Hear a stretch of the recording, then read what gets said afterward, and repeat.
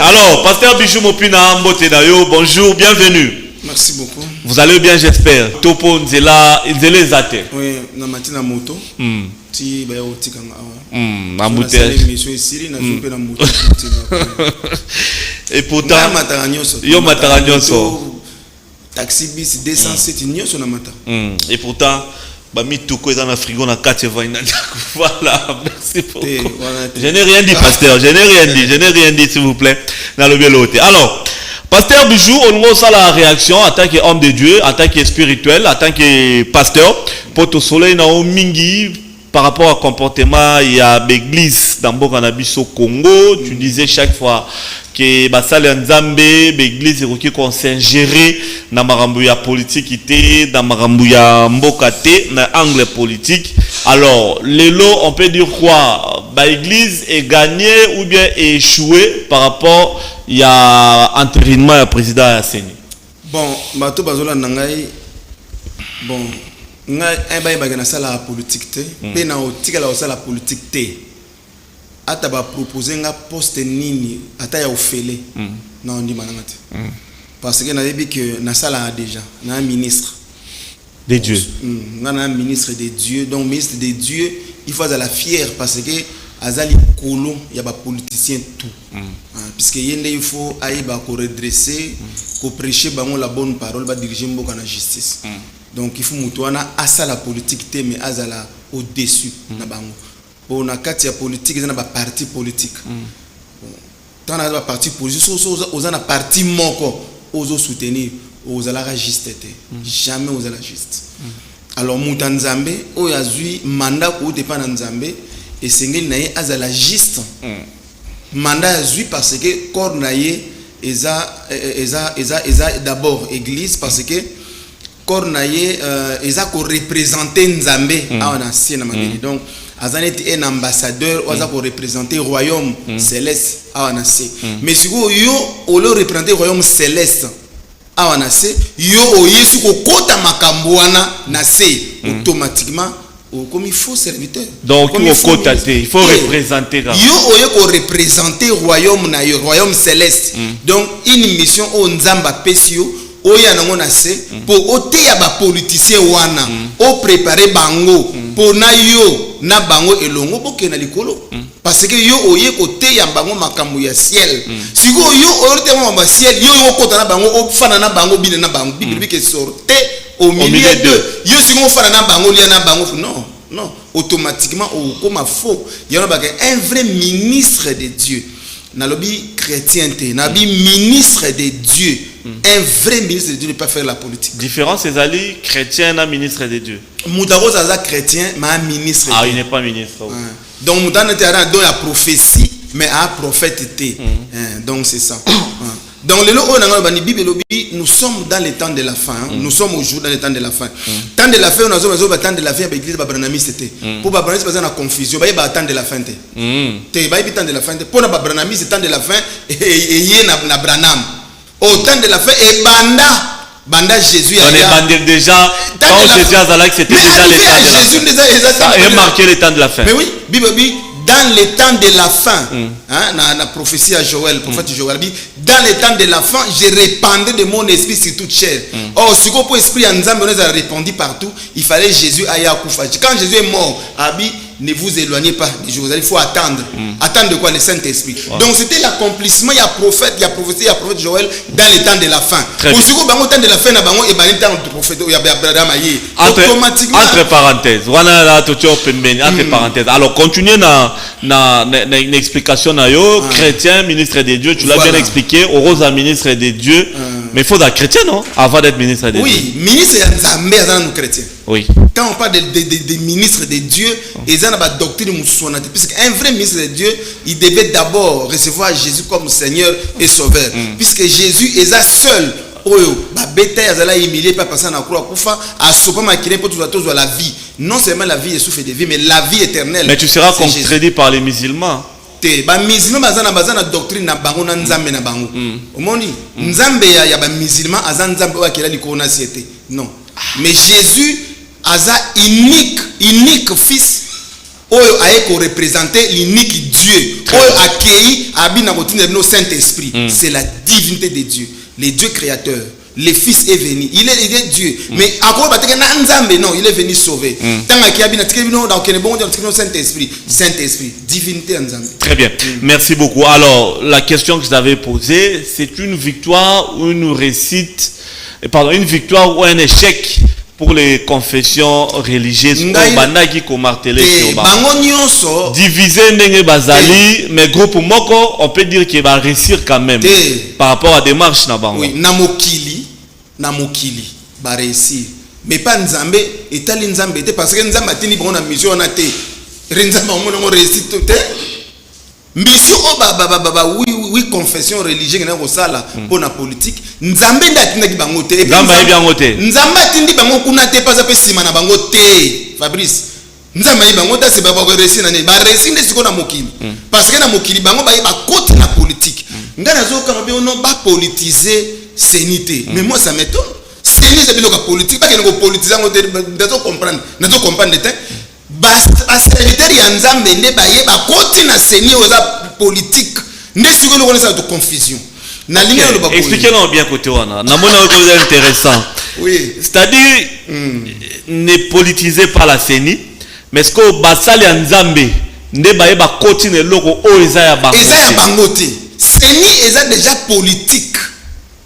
Ce qui batu peut-être habité eza ka peut-être motema ya batu bazo boya mais na kati ya conscience na bango ba yebi que CENI eza politique. Sikoyo oui confession religieuse wana ba ye okota na mission na bango te ba ye ba koti il fallait ba pesa bango ka conseil mission bi mo sala wana etangisaka makila ebomisaka batu biso ba serviteur mission na biso eye eza que to faire réconcilier bino non seulement na Nzambe mais bino na ba prochain na bino et puis boza dans l'obligation ko linga ba ennemi na bino mais siko bango ba ke kuna ba se faire ba ennemi baza na Nzambe mission ezaki ya bango te yombe que un ministre de Dieu soki ake a koti kaka na politique ko ridiculiser ye netinga dans une église catholique toyeba banda kala que église catholique ezaka église ya Nzambe mais batu lelo bazo comprendre que l'église catholique est tikala ko za l'église peut-être ya kala wana peut-être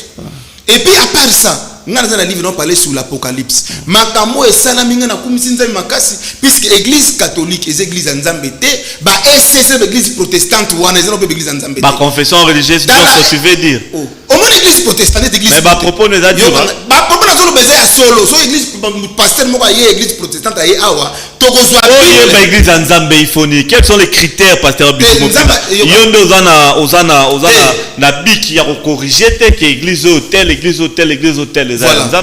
Batuna ki Jésus question wana alobaki boko yeba kaka na misala na bango ozuma na misala église protestante te ozuma na misala église catholique te misala na bango eza polele ezoma ke pour on se batama e bima polele na église protestante nazo te ba église ba protestant ba za la contre ngate mais na église protestante basi ba che trône ya diable na chair mais bato bazana bazo yeba te ba obana likolo ba yebi o bazo sala likamo nazo ba bino ata soki église catholique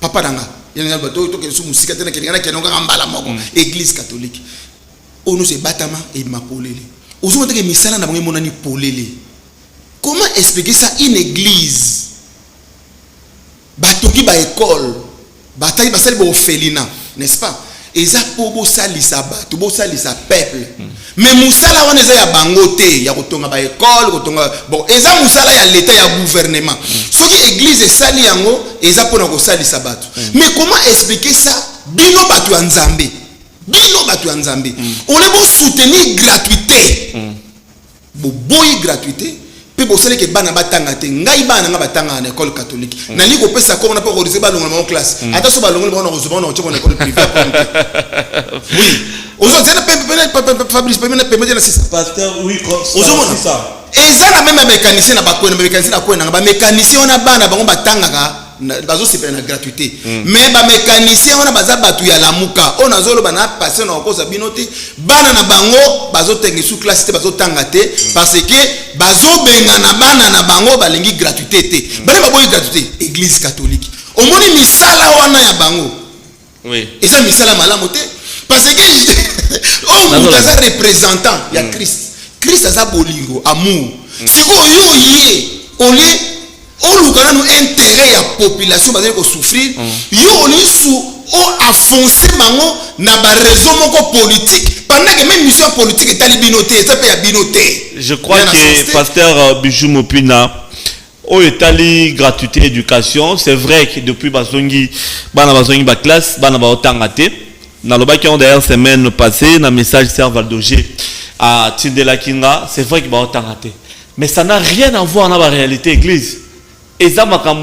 Gratuité, c'est l'État, c'est l'éducation, c'est la politique, c'est le social. Un rapport nini yotiango na l'église catholique protestante ou bien des noirs ou bien nini. Quel est le rapport? C'était à l'État, il y a réconcilié bien au État il y a gratuité et ça que basalande ba salawana ba professeur ou bien l'église catholique protestante et autres babo ya ekoma ki bango ba sa maramzamba lingité ça n'a pas de rapport payer les enseignants nazotalisa bolingo ezate na église catholique bolingo ezate misala na bango. Je crois qu'il faut commencer d'abord par l'état de bolingo ezate bon na lobi te to parler ba église hein to parler ba église siko batu église ne ba ye ko kota na makambo ya l'état wane za makambo mususu ya seni te ba kotika ngulu na seni te bongo za ngulu seni bongo l'état ko ba gratuité o église obi ke ni so yo ba église ko ko tonga be kolti po za église oki etongi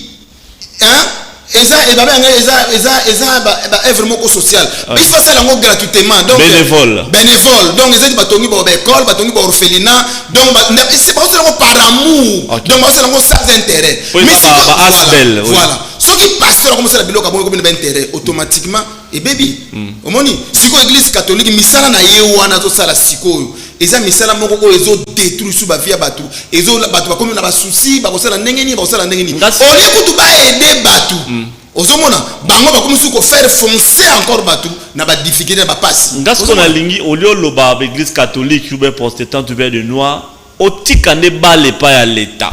Parce que l'église est sali l'école na ya sali infrastructure na atie pour na ko aider l'état. L'état c'est quoi azo concilier na bangote.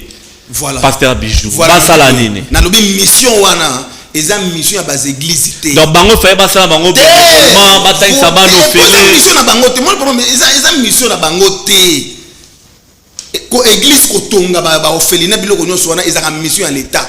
L'état il faut tonga ba école belé tonga ba orphelinat biloko nyonso wana. Mais siko comme l'état sali yango te église est récupérée. Et sali yango il faut sali yango siko bénévolement pour sali yango na bolingo.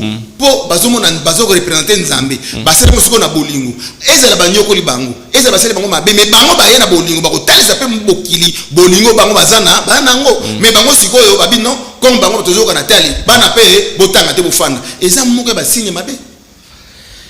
En tout cas pasteur Bijou ba message des belé et puis ça la mission ya bangote ba réaction des belé par rapport à ba propos à koloba mais mbula na mbula l'église catholique protestante na yika quand une église moko même balete l'église tupo même ba salutiste ba zape na école même ba église des noirs musulmans ba zape na ba école na bango batonga. Moi je croyais que acte basala pour bango ne batangi biso ngala tanga na école catholique l'état yé a soutenir action basali ba coopérer sikoyo oyatie l'état peut attirer mais tant que gratuité ça qui est institué ça pour la première fois to comme na ba étape depuis année passée oya gratuité pour ça l'année zali opé sa balle car repas l'église té l'état nazali principal moteur de nos arolobeza charge ya bango l'état pona nini yé l'état asali bekolo wana te na éducation a bien pour bana ba kende kotanga kuna ke ba para batinda bana na ba église catholique protestante tout comment na bekolo na bango. Voilà. Si on a répondre na bien penda frère Fabrice tant bazomona église bazomona ba milice ya Nzambe batu wana ba na seule mission ya ko préparer enlèvement mais par amour basali orphelinat basali bas école oui. Par amour parce que pauvreté zali pas ezali bazo sali sabatu au moins par amour ezali Jésus il a souffert souffrance ya Christ et en a pris té et ça quand tu peux lelo bas église et ça peut ba orphelinat ba école mais ba ko obligé ba tout ba pesa mbongo omoni à cause ya Christ souffrance na ye ils en a pris té mais si ko l'état bango ole ko ba continuer na mission bango moko bazui makambo na ba ko sangisango na l'état quand on voit l'état za nzambe té l'été za nzambe té bango il fallait passer la makambo na bango moko pona ko aider mais bango siko so tali bi école ya catholique eza cher na niveau au sakana té so tali école catholique eza cher na niveau au sakana non contenu ya formation na bango ba ko former ya qualité yango ba pesi ba prix wana est-ce que on eza ko aider batu teza ko aider batu té pona ngai eza mission ya église té eza ne l'état mais siko église ndeke koti makambo ya l'état yamba ko ridicule poni ba koti na gérance ya makambo ya l'état or makambo ya l'état eza na ba réalité moko na kati o etangisaka makila oyo esala ke batu bakuma ba incrédule o etambola na bolingo te etambola plus na injustice siko to ngubila batanzai bokoti kuna boko eko simba te bosala makambo nzambe selon nzambe selon volonté ya nzambe mais ko nyokola batu te net o église catholique bosala wana bazo nyokola siko batu tatumba batu bazo lela comme église catholique ils a bien mais bazole la po bana batanga malamu wanonde bandi ezo dépend de car en église té nazo qui sont toujours wana ezo dépend de peine à l'état voilà yango na lobby il fallait que église etika kaka l'état sala tango ya zoki makambo wana il a fallu asala ngo bénévolement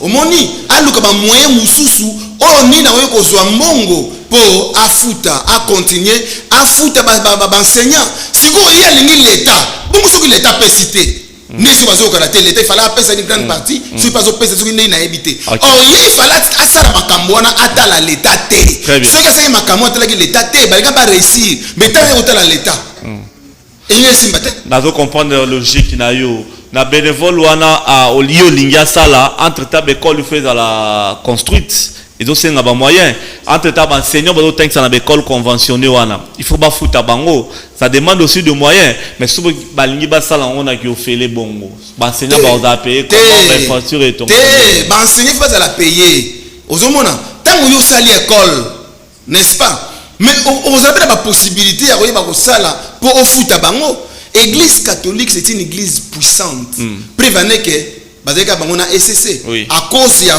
puissance na bango balabi on va retarder makambo ozomona et pas ça ba eningisi donc l'église catholique eza église oyo etongi biloko pe zo lesa bato fele ezo tangisa bato ofele omoni mais siko il fallait conduire na ligne nango wana c'est ça la volonté de Dieu siko ole bango ba continuer quand nde basala ka bénévolement wana bango siko ba ke ba collaborer na l'état or l'état nzambe te l'état ko dribler bango l'état ko gauche droite omoni bango il fallait ba fana na position na bango wana bango mo ba ko luka mbongo na bango ko futa ba mettre bango futa bango bien baza ko s'occuper na makambo na bango wana ezenti orphelinat o resinga mo ba l'état ezenti ba ONG non baluki ba donateur ba yeba pesi bango bazotangisa bato c'est comme ça qu'on fait mais origine en sont des écoles conventionnelles ce qui est conventionné c'est-à-dire il y a une convention entre l'état na bango église et bana depuis le maréchal tango ba sangisi l'état na nzambe ba ko forcer parce que l'état est na ba priorité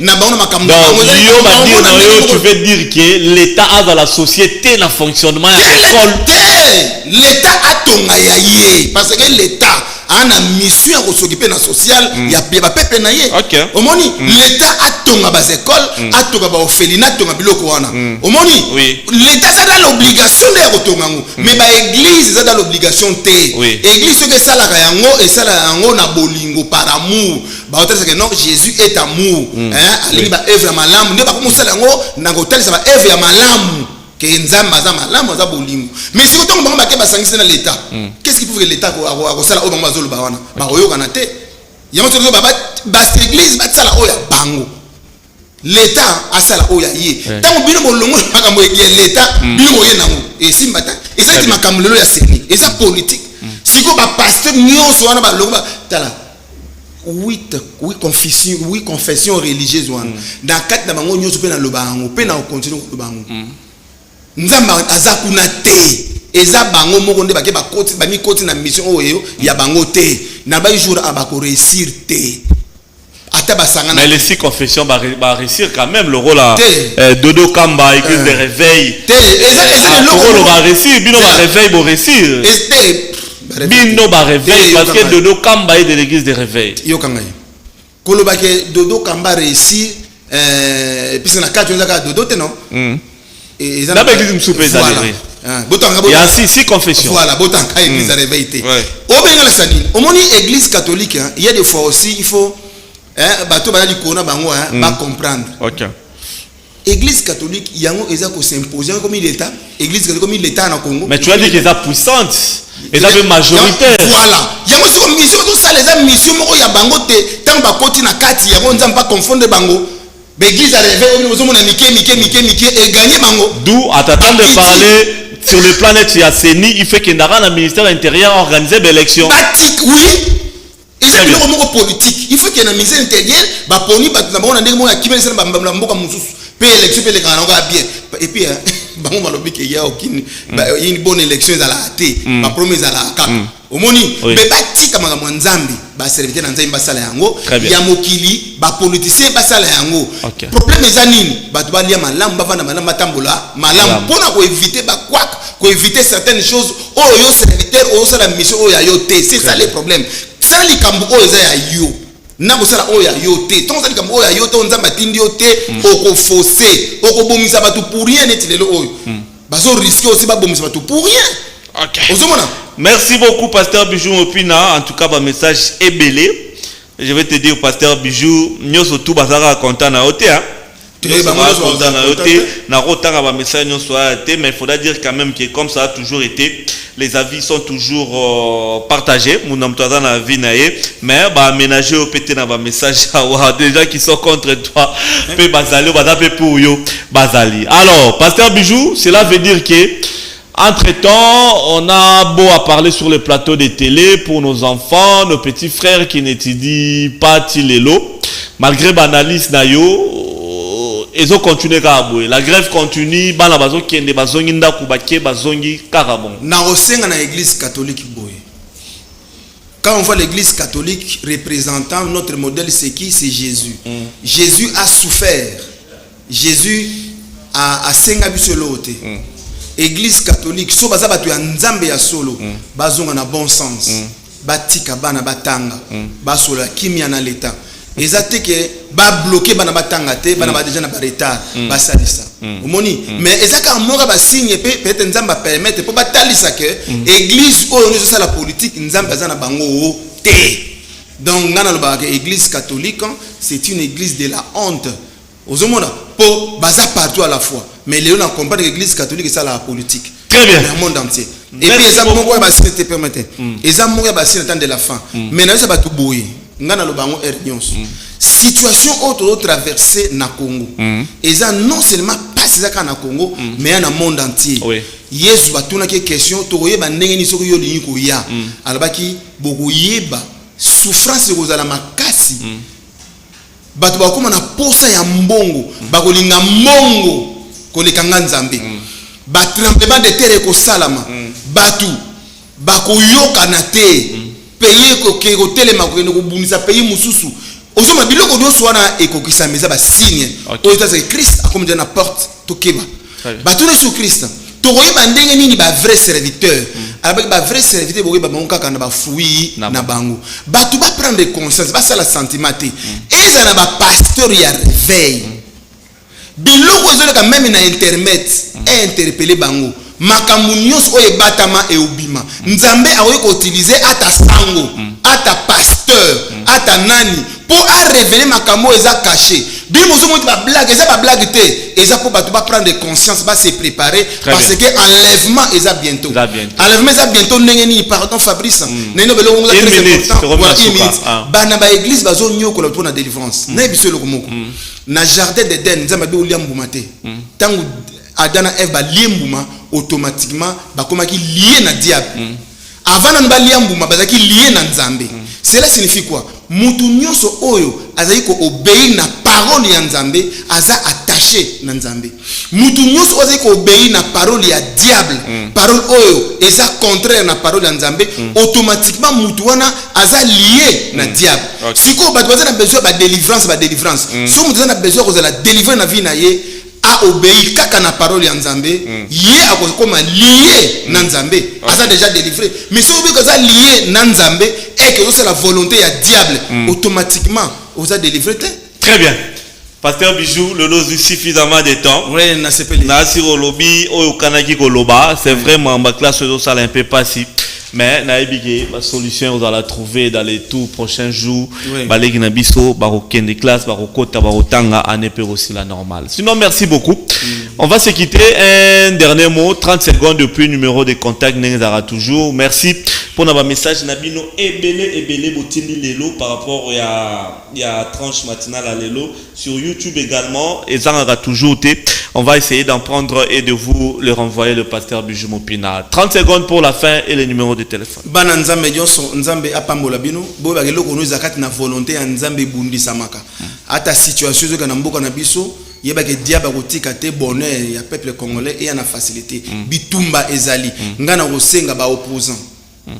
Bata majorité hein bato bana pouvoir bato nyonso basangana Christ amemela biso réconciliation mais Christ aye poto longa na ba ennemi tous na ba ennemi te mais tous se réconcilier parce que y'a ko réconcilier biso avec les pères biso beto se réconcilier na ba prochain na biso parce que après la mort il y a la vie en enfer ou au paradis que Dieu vous bénisse. Numéro na téléphone eza 00243 90 92 91 227. On a répété. Numéro d'Angazali 00243 90 92 91 227.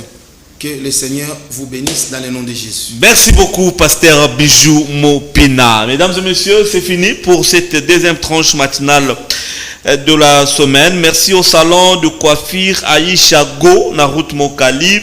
Pharmacie Ruben, na route Mokali. Maison Papi Jeki, toujours na route Mokali. Maison Double, toujours na route Mokali. Et puis Malanda World Business. Bonne guérison à vous, Malanda World Business, de la part de Freddy Takidi, Adolphe Dominguez de Canal Kin Télévision. Merci Mike, merci Rodi, merci Coupard, merci Joël, merci Patty. Patty, sincèrement, merci pour YouTube. Merci également à Gimpoutou. Demain, mercredi, une fois de plus, je serai avec vous dans le cadre de cette tranche matinale Kin Matin. Que la paix du Seigneur règne dans nos vies. Merci bien.